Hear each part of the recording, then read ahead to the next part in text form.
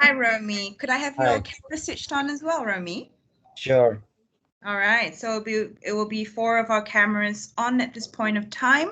And if there are any questions from the audience, we will definitely address it. Please drop it in the chat if you would like. But if you'd like to speak up and ask your question in person, please do raise your hands so that we can address your question as well. So from the main room, we will have roughly about another 18 minutes or so before the room is closed. And I do want to dive in a little bit deeper in terms of what we have spoken about in the main room. So again, my name is Erica and I'll be moderating this session. Zai from Yayasan Hazana and Romy from Interstellar are the panelists, and Nadia is from Klima Action Malaysia. I believe in the room we also have Nadia's partner, which is Amit at the moment. Yeah, are you in the room, Amit? I am, yes, I'm right here. Okay, great. So if there's anything that you want to also ask Amit, he is also in the room. All right, let's get kick-started. I don't think Andy is in the room with us at this point of time, but we did have a question from an audience called Andy. And his question was, the Orang Asli being the guardians of the rainforest, not just for themselves, but all of us, I see is helping themselves, but it's a way, maybe, is there a way maybe we can help save the planet once we have lost the forest? So the question to Nadia is, how can we share this concept with the wider public, Nadia? And how are you planning to do so with your project? Maybe we can kick off the session with sort of your reply to Andy's question, Nadia. Thanks so much, Erica. But before I answer that, Wendy is stuck in a different. She's assigned to a different breakout session. Also, another member of Weaving Hopes for the Future. So, yeah. I'll get her back in. No worries. All right. Okay. So, yeah, to answer your question, absolutely. I think climate change is a very critical issue, and the indigenous community are the most, I would say, some of the most vulnerable communities here in Malaysia when it comes to climate impacts. And I think the reason why we are doing the arts and cultural project is because we think that arts is a really a great tool step in for the public to easily relate on a personal level. We want to change people's perception. We want to rethink our narrative of how do we respond to climate change. For example, before we even invest in all these amazing technologies out there, carbon capture, etc., maybe we should take a step back first and rethink about what do we want. How does this impact our our relationship with the earth, with the people around us? Because the climate crisis is not just about emissions, right? It's about the relationship that has been being put aside, our relationship between human beings, our relationship with the land, our relationship with the animals, with the natural world. So that is something what arts can do. And coming back to the indigenous community, I think Andy's, I'm talking too long again. um, just let you know, I knew this one indigenous leader from the northern state of Malaysia in Kelantan, from the Gua Musang. His name is Dandy.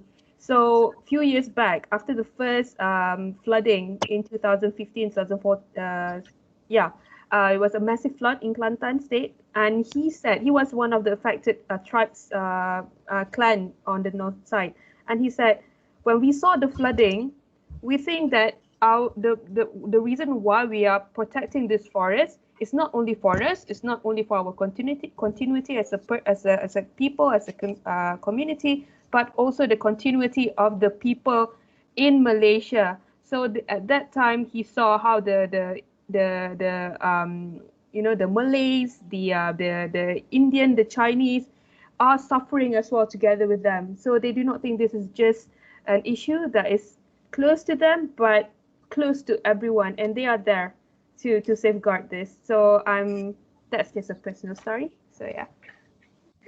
Thanks, Nadia, for sharing that and how you think that this particular project, can bring this concept of protection and not just, from a specific community, but how, specific communities are suffering because of this. And hopefully this concept and this project can be, widened into the wider public through your project. And at this point of time, Zai and Romy, I would like to ask maybe from Zai first in terms of how did you feel about in terms of the project concept, the idea? Are there any sort of like advices or questions? Let's maybe start with questions that you would like to, ask Nadia or Amit or Wendy, because this is a collaborative project between them. So Zai, we can start with you in terms of any clarification questions that you would like to ask. Okay, thanks, Erica.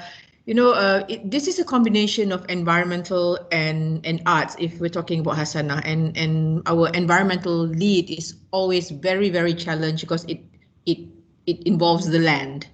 And when you talk about the indigenous people, that's the problem gets deeper. I mean, I think there's about 3.6 million orang asal in Malaysia. That's about almost 12% of our population. Okay, and so my question, I think I asked earlier on. So we have 3 groups. We have, I think, about 18 tribes. If you were to start this project, how would you make a decision on where do you start? And then do you see it as okay? Where do you start? And then to make it sustainable, post Hasanah funding or post Bridge Council funding, how do you then mainstream the idea so it is bought by the public? Because I think you need public support post, rather than just, because I know some initiatives just get dropped off the radar after the funding drops. So how do you choose what's your baseline in choosing the group of orang asli? How do you mainstream it so there's buy-in from public? So 8 years from now, you are addressing the situation, and how do you then make it inclusive for all these 12% of Malaysian population? Yeah, so that would be my question to any one of your team member. Yeah. Right. I think I will just address the first question first. Maybe Wendy can address the second question a bit later. I think in terms of when we're going to start this, it's just that we have this advisory board. So this advisory board consists of various indigenous women leaders as well as indigenous artists, and we are still in consultation process at the moment. And from that particular consultation, we have come up with a selection kind of criteria. Who is coming on board on the project, which indigenous youth should be participating in this project. So for the last few weeks, we have been in touch with, for example, Freedom Film Fest, who run almost similar kind of structure like what we are having right now, and they've already have a group of youth using film and arts to tackle issues of what's been happening in their villages, issues about indigenous land rights and things like that. So I think this is a perfect, kind of candidate potential to be collaborating with. So to answer your question, it's still in consultation, and I can't, basically tell what I want, because this is active participation, and it's more discussion with the community, and it would be really great if we can have some of them here today as well, but we don't have this platform today for them. But I think that is what basically the core of this project, that I'm not here to speak about what I want. I'm here to represent, but eventually the ideation process, it all comes from this consensus from the advisory board. So that's how we're going to do the selection. And I truly understand there's a lot of criteria that we can go through. But what I can share right now is that the selection is definitely the weavers who's weaving the project will come from possibly one particular kampong. So they are, living nearby degraded lands, and then we're going to see how their livelihoods are being impacted, say, by the craft that they make. How has the craft being impacted? Sales has gone down because of flooding. They couldn't find that particular plant anymore to do their weaving. So these are some of the, like you said, the livelihood impacts that we're going to incorporate, as well as the cultural rights that has been eroded by the climate, by the warming climate. So to answer question number 2, Wendy? Okay. So basically when Nadia and I started our groups 3 years ago. So she started KAMY and I started Gerimis Art Project. And I'm very confident that whatever that we are building now will be brought forward in the years to come, because it is something that we've seen each other grow in the last 3 years, and that there's how do we, so basically what my group do, Gerimis do to buy in public participation is that I organize events and exhibitions. So I did Georgetown Festival. There was when a lot of people who came into the exhibition and they met artists like Shak Koyo, Lenny Magno, Roni Bahari. They're all indigenous artists who use contemporary art, even traditional art, to talk about their issues. And I think that's a way to connect the public to the issues that orang asli have been facing for many generations. And we've only seen the increased public interest in this, because most of the information or anything that Malaysian citizens know about the orang asli, it's based mostly on the media, and everything is very difficult to be found in the libraries, or even a simple Google search is information is very, there is a lack of information. So by giving a platform to the youth, and then at the same time doing all these public engagement events such as Gerimis does, I think that I think that it's something that is growing. Yeah. Maybe. All righty. Maybe I can add to that. So by engaging with the public, the core of the project also mentions about the creation of documentation, digitization. So all these will add towards that database that people can come in and read about. And to say that indigenous communities in Malaysia are not the only indigenous that is impacted, is a global, worldwide issue, right? So we've seen how indigenous communities, for example, in South America, are very vocal about this. They've been to COP every single year.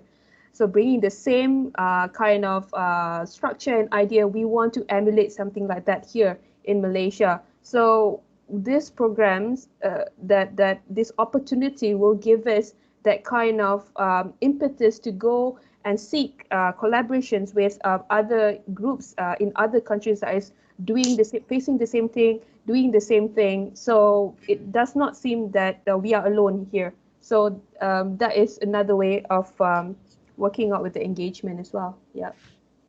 Thank you for that, Nadia and Wendy. Yeah. Sorry, it took a while, so we don't have too much time. So what I'll do is I would like to pan the attention to Romy. So Nadia, Wendy and Amit, do you have any questions pertinent that you would like to ask in terms of your advice from either Romy or Zai? Yes. Okay, maybe Amit or Wendy first. We've got about only 4 minutes left, so we got to keep this moving. I think my question would be, how do you, because I know that many people don't see any ROI in like putting something that is, climate change, climate crisis, or arts, especially in Malaysia. So how do you balance that something that's business and something that is very, yeah. Sure. Right. Go ahead, Romy. Yes. So I think what I've so far as far as I understand from what you shared today, this is kind of a movement, right? And you are doing a public advocacy actually in terms of public awareness about orang asli. And so this is great. So now what I would like to suggest is we think long term. I think awareness will not be built within a year, right? I mean, it'll take several years, I think, before people would really take actions. So there are few ways to do this. The first one is you can look at other existing models. I would mention, for example, big organizations, big international NGOs, which have been doing a lot of efforts in different areas. In most cases, this model is donation-based. They are looking for organizations, individuals who are willing to donate to the movement or programs or projects that they are building. So this is one avenue. This is not the only avenue, but this is one avenue, and you can choose this. Another avenue is you build a social enterprise. I think, and here, because we have very limited time, if you are willing, I will share just two links. I will copy paste this on the chat box. Hold on, where is it? So we're very happy to connect, everybody in the room for sure. But Zai, just before we get close in terms of breakout room, do you have any advice for Nadia, Amit, and Wendy? I think it's really about socializing it to the public. And when Wendy says, you do event and whatnot, you need to do a lot more of that and collaborate with Saim Dabi's festival or Hasanah. We have what is called Arts Fast, Arts for All season that started last year. So come and talk to us and see what, because we also do work with Orang Asli. So we do want to feature, you need to collaborate with some, so happy to speak with you. And for us, you need to highlight, you need to look at what each foundation is fighting for or championing. For us, if you talk about Orang Asli, it's heritage. What is it that you want to preserve and conserve, and those are the things, different foundation will champion different, different missions. So yeah, collaborate, to do that. Yeah. Thank you so much, Zai. So I can see that the interest is there for Romy and Zai to give a bit of mentorship with to Nadia, Wendy, and Amit as well. So I will be sharing all the contacts. So definitely, keep connecting to each other. And we do have one question from the audience, and we may not have enough time to address it, and we might be completely, sort of skipped over. But just to address, if we're not able to address it, Rosanna, we will get back to you on that, not a problem. But Nadia or Wendy, would you like to pick up that question? And do note that you may be cut off in the midst of it, okay? Oh, I'm just about to read the question. So lots of wishes. How do you ensure clear communication around the message you would like to get across? Because there's a lot of things that you're doing in this project. And also, what is the impact that you would like to achieve? Yes, I think clear communication is really critical in this project. We have our social media kind of a structure, as well as the plan microsite that will not only be there during the project, but it's somehow the launch of this particular a long-term campaign. And I think it's a great stepping stone, so that the project can evolve from. And also another thing, when we talk about clear communications, how do we translate this to impact, right? Some people might be a bit confused, but there's a lot of social media analytics that we can use, as well as this thing will be up there in COP26. We would have, and this particular COP26, they will talk about climate finance. They will talk about loss and damage. So this is what the art installation will do. We will try to evoke that feeling together with the other art installation that will be there, so that the policymakers, that people with influence will see that, and then they know, oh, this is a voice from Malaysia, from the vulnerable voices in Malaysia, and will push towards more money in climate financing for people in the global south. So that is the kind of structure that we are seeing. And there's a second question, the impact that you would, that answers that. Yeah. Amit, do you have any points? Is this in 10 seconds? No, I don't. Yeah, I think you covered it wonderfully. Completely agree with what Nadia said. Really utilizing that social media engagement, I think. So to any members of the audience, if you have any other questions that you would like to send in, do mail it to me. My email address, I will drop it in the chat, and I will definitely engage with the teams.